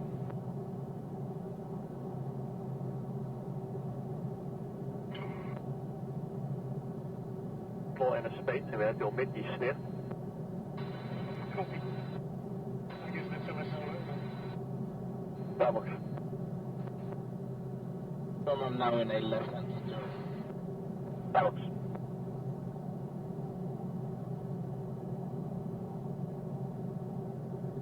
S2 Bambox now providing positive control service. Set score 2422 and Fist 1 recycle 2421. Departure Arrow 1, cancel 300 for 190. Arrow 1, Alpha North, arrival clear, identified. We're passing altitude 3000 feet, left turn on navigation in mountain range and maximum flight level 150. Arrow 1, cancel 3000, left direct on course up to 15000. To set QNH 1019. 197.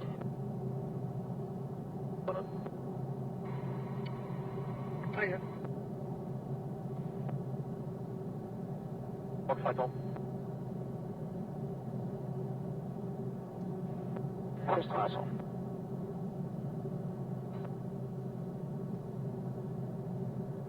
Back north, bullseye 31031, 25,000. 2 contacts hostile. Contact.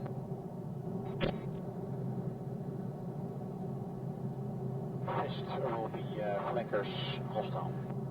Bambox.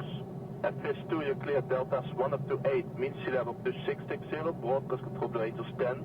For the TRA 10, 10 alpha, you cleared 150 and up positive control service. Fist 2. Inch 8, echelon northeast. Bambox lead group, bullseye 210, 49, 22,000, outlaw, Spades, civil contact. 21049, outlaw Spades. Contact hostile. 3000, outlaw, Spades, civil contact.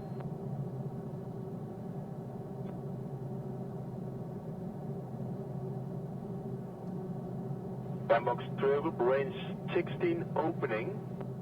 Lead group, bullseye 302, 24, 25,000, hostile. Single contact, tracks out. Bambox trail group, maneuver, range 18, 27,000, hostile. Single contact. 2. Southwest, hostile flanker. Tiger.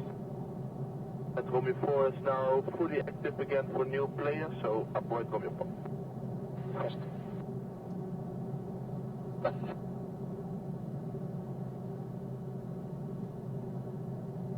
Bambox, 2 groups, range 19, lead group, bullseye 291, 21, 28,000, hostile. Single contact, tracks out.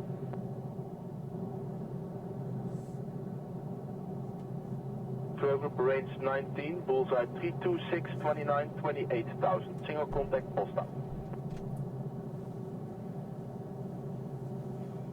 Group still hot. Bambox, lead group, hot again, bullseye 210, 41, 25,000, hostile flanker. Tiger 1. Targeted lead group hostile. Bullseye 211, 41, 24,000. Fox. Bambox, the trail group is now azimuth 11, 23,000, hostile flanker, track north. Trail group, range 19, bullseye 318, 24, 28,000, hostile, single contact.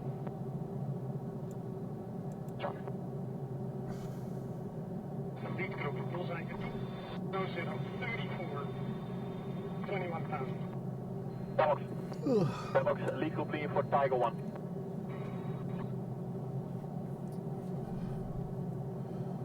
Target both groups hostile. 0019, 29,000, hostile, single contact. 20,000, hostile flanker. Route 11, 23,000, hostile flanker, B east. Group maneuver. Arrow, jet please, approved, so. Arrow push 3. Groups at mirror beam in, bullseye 22039 and 23 and 27,000, hostile flankers. Ooh, I'm telling you right now. Arrow 1019, copy. I'm going to try and get these LGTRs off while there's still a little bit of daylight. Passing. 5,000, hostile flanker. 30,000. And if their fruitless attempts had not served to favor the progress of a rival power, 31,000. Egypt was at that time the theater of a civil war, occasioned by the ambition of two leaders who disputed the empire of it. For a length of time the caliphs of Cairo, like those of Baghdad, shut up in their seraglio, had borne no resemblance to the warrior from whom they derived their origin, who had said, whilst pointing to his soldiers and his sword, "These are my family and my race." Enervated by effeminacy and pleasures, they had abandoned the government to their slaves, who adored them on their knees and imposed laws upon them. They no longer exercised any real authority but in the mosques, and only preserved the disgraceful Wow, is privilege that of kinda up confirming the there? usurped Number power 3? of the viziers, who corrupted the armies, wow. disturbed the provinces, and in the field of battle quarreled with each other for the right of reigning over both people and prince. Each of the viziers, to secure the triumph of his cause, called in by turns the arms of the neighboring powers. On the arrival of these dangerous auxiliaries, all was in confusion on the banks of the Nile. Blood flowed in all the provinces, sometimes shed by the executioners, sometimes by the soldiers. Egypt was at once desolated by its enemies, its allies, and its inhabitants. Chather, who, amidst these revolutions, had raised himself from the humble condition of a slave to the post of vizier, had been conquered and displaced by Dargan, one of the principal officers of the Egyptian militia. Obliged to fly and abandon Egypt, where his rival reigned, he went to seek an asylum at Damascus, imploring the assistance of Nureddin, and promising a considerable tribute if the prince would furnish him with troops to protect his return into Egypt. The Sultan of Damascus yielded to the prayers of Chather. To command the army which he resolved to send into Egypt, he selected Shirkuh, the most skillful of his emirs, who having always shown himself cruel and implacable in his military expeditions, was likely to be without pity for the vanquished, and to take all advantage of the miseries of a civil war, for the benefit of his master. The Vizier Dargan was not long in being warned of the projects of Chather and the preparations of Nureddin. To resist the storm about to burst upon him, he implored the aid of the Christians of Palestine, and promised to give up his treasures to them if they succeeded in preserving his power. Whilst the king of Jerusalem, seduced by this promise, was collecting an army, Chather, accompanied by the troops of Nureddin, crossed the desert and approached the banks of the Nile. Dargan, who came out to meet him with the Egyptian army, was conquered by the Syrians and lost his life in the battle. The city of Cairo soon opened its gates to the conqueror. Chather, 296, whom the victory had delivered from his enemy, shed torrents of blood in the capital to ensure his triumph, received, amid the general consternation, the congratulations of the caliph, and resumed the reins of government. It was not long, however, before divisions arose between the general of Nureddin, who daily placed a more excessive price on his services, and the vizier, whom Shirkuh accused of perfidy and ingratitude. Chather desired in vain to send the Mussulmans back into Syria. They replied to him only by threats, and he was on the point of being besieged in Cairo by his own deliverers. All the Egyptians, particularly the people of the capital, were seized with trouble and consternation. In the midst of so pressing a danger, the Vizier Chather placed his only hope in the Christian warriors, whose approach he had not long since so much dreaded. He made the king of Jerusalem the same promises that he had offered to Nureddin. And Amori, who only wanted to enter Egypt, whatever might be the party that prevailed there, set out upon his march to defend Chather with the very same army he had collected to fight against him. When arrived on the banks of the Nile, he united his troops with those of the vizier, and they sat down before the city of Bilqis, into which Shirkuh had retired. Nureddin's general resisted during 3 months all the attacks of the Christians and Egyptians. And when the king of Jerusalem proposed peace to him, he demanded payment of the expenses of the war. After some negotiations, in which he displayed great hotness, he marched out of Bilqis still, threatening the Christians, and led back his army to Damascus, loaded with the spoils of his enemies. Shirkuh had beheld the riches of Egypt, and become acquainted with the weakness of its government. The first advice he offered to Nureddin after his arrival, therefore, was to endeavor to unite this rich country to his own empire. The Sultan of Syria sent ambassadors to the Caliph of Baghdad, not to ask aid of him, but to give a religious color to his enterprise. During several centuries, the caliphs of Baghdad and Cairo had been divided by an implacable hatred. Each of them boasting of being the vicar of the Prophet and considering his rival as the enemy of God. In the mosques of Baghdad, they cursed the caliphs of Egypt and their sectarians. In those of Cairo, they devoted to the infernal powers, the Abbasides and their partisans. The Caliph of Baghdad did not hesitate to comply with the wishes of Nureddin. Whilst the Sultan of Syria was solely occupied by his endeavors to extend his empire, the vicar of the Prophet was only ambitious to preside alone over the Muslim religion. He commanded the Ottomans to preach a war against the Fatimites and promised the lights of paradise to all who should take up arms in the holy expedition. At the call of the Caliph, a great number of faithful Muslims flocked to the standard of Nureddin and Shirkuh, by the order of the Sultan, prepared to return into Egypt as the head of a powerful army. The fame of these preparations spread throughout the East, particularly in Egypt, where it created the most serious alarms. Amori, who had returned to his own states, received ambassadors from Chador, soliciting his help and alliance against the enterprise of Nureddin. The states of the Kingdom of Jerusalem were assembled at Nablus, and the king there It's sort of exposed like to the them the luck of the advantages draw of here. another I hate to walk expedition out into Egypt. for no reason. An impost There was we go. levied to carry on a war from which the greatest hopes were entertained, and the Christian army soon set out from Gaza to fight with the troops of Nureddin on the banks of the Nile. In the meantime, Shirkuh was crossing the desert, where he encountered the greatest dangers. A violent tempest surprised him on his march. All at once the heavens were darkened, and the earth, which was strewed with the prostrate Syrians, became like a stormy sea. Immense waves of sand were lifted by the winds, and rising into whirlwinds or forming moving mountains, scattered, bore away, or swallowed up men and horses.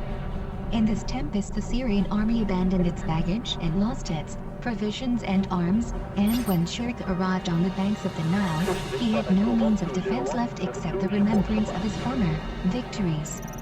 He took great care to conceal the losses he had experienced, and the wreck of an army dispersed by a fearful tempest proved sufficient to throw all the cities of Egypt into consternation. The Vizier Chador, frightened at the approach of the Syrians, sent ambassadors to the Christians to promise them immense riches and pressed them to hasten their march. On his side, the king of Jerusalem deputed to the Caliph of Egypt, Hugh of Caesarea, and Falkar, a knight of the temple, to obtain the ratification of the Treaty of Alliance with the Egyptians. Amori's deputies were introduced into a palace, in which no Christian had ever before been admitted.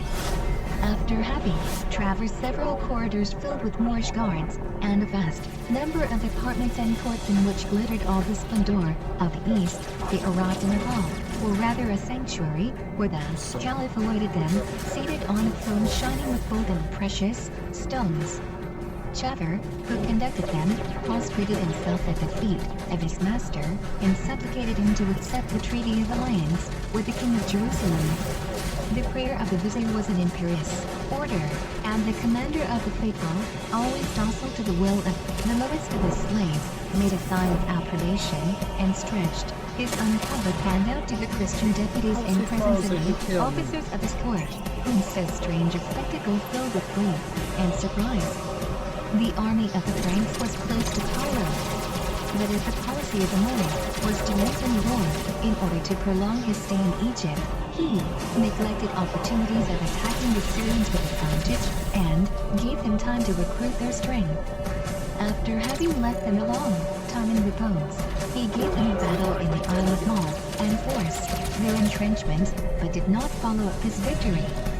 Shirkuh, in his retreat, endeavored to reanimate the depressed courage of the soldiers of Nureddin, the latter not having yet forgotten the evils they had encountered in the passage over the desert. This calamity still recent, together with the first victory of the Christians, destroyed the confidence they had in their arms and the protection of the Prophet. One of the lieutenants of Chirku, upon witnessing their gloomy rage, cried out in the midst of the Muslim army, "You who fear death or slavery, return into Syria. Go and tell Nureddin that to repay him for the benefits with which he has loaded you. You abandon Egypt to the infidels in order to shut yourselves up in your Syracuse with women and children."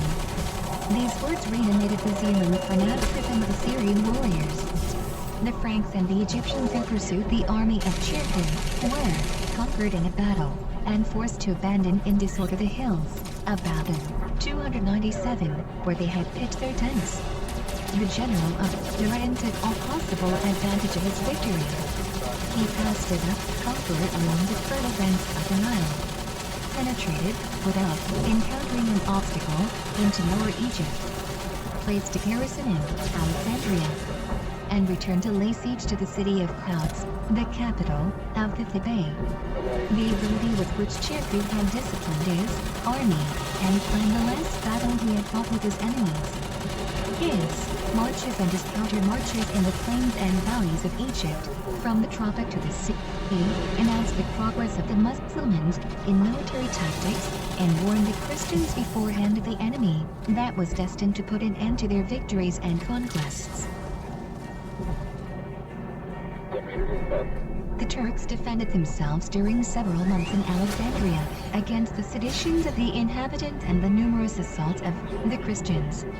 They at length obtained an honorable capitulation, and, as their army was becoming weaker every day by famine and fatigue, they retired a second time to Damascus, after exacting very dear payment for the transient tranquility in which they left the people of Egypt. After the retreat of the Syrians, the Vizier Chabur hastened to send back the Christians, whose presence made him very uneasy. He engaged to pay the King of Jerusalem an annual tribute of 100,000 crowns in gold, and consented to receive a garrison in Cairo. He loaded the barons and knights with rich presents, and the soldiers even had a share in his bounties, proportionate to the fear the prince inspired him with. The Christian warriors returned to Jerusalem, bearing with them riches which dazzled both people and nobles, and inspired them with other thoughts than that of defending the heritage of Christ. As Amori returned to his capital, the sight of his mountainous and sterile provinces, the poverty of his subjects, and the narrow limits of his kingdom, made him deeply regret having missed the opportunity of conquering a great empire. Soon after his return he married a niece of the Emperor Emmanuel. But whilst the people and his court gave themselves up to joy and put up vows for the prosperity of his family and his kingdom, one single thought occupied him night and day, and haunted him even amongst the most sumptuous and brilliant festivities. The riches of the cowardly power, the populousness and fertility of Egypt, its numerous fleets, and the commodiousness of the courts, presented themselves constantly to the mind of Amori. His first endeavor was to make the marriage he had just contracted subservient to his projects, and he sent ambassadors to Constantinople with instructions to induce Manuel to assist him in the conquest of Egypt. Manuel approved of the plans of the King of Jerusalem, and promised to send him fleets, and share with him the glory and perils of a conquest which must so deeply interest the Christian world. Then Amori hesitated no longer to declare his designs, and called together the barons and principal people of his kingdom. In this assembly, in which it was proposed to invade Egypt, the wisest among whom was the Grand Master of the Templars, declared loudly and decidedly that the undertaking was unjust. The Christians, said they, ought not to set the Muslims the example of violating treaties. It perhaps would not be a difficult matter to obtain possession of Egypt, but it would not be so easy to keep it as to conquer it. Nureddin was the most formidable enemy of the Christians. It was against him they should bring all the united forces of the kingdom to bear. Egypt must belong to the power that should remain ruler of Syria, and it was not prudent or wise to endeavor to anticipate the fevers of fortune and send armies into a country of which they should only open the gates to the son of Zengi, as they had done in the instance of Damascus. They would sacrifice Christians Christian cities, Jerusalem itself, to the hope of conquering a kingdom. Nureddin had already taken advantage of the king of Jerusalem's being engaged on the banks of the Nile to get possession of several places which belonged to the Christians. Balaam, prince of Antioch, and Raymond, count of Tripoli, had been made prisoners of war and burned in the chains of the Muslims as victims of an ambition which had seduced the king of Jerusalem far from his kingdom and the Christian colonies of which he ought to be the support and defender. The knights and barons who expressed themselves as added that the side alone of Egypt would not fail to corrupt the Christian warriors, and innerted the courage and subdue the patriotism of the inhabitants and defenders of Palestine. These opinions, however prudent and just, had no effect upon the king of Jerusalem and the partisans of the war, among whom was conspicuous the Grand Master of Hospitallers, who had exhausted the riches of his order by extravagant expenses, and had raised troops for whose pay he had assigned the treasures of Egypt. The greater part of the lords and knights, to whom fortune seemed to be waiting on the banks of the Nile in order to bestow upon them her favors, suffered themselves to be easily persuaded to the war, and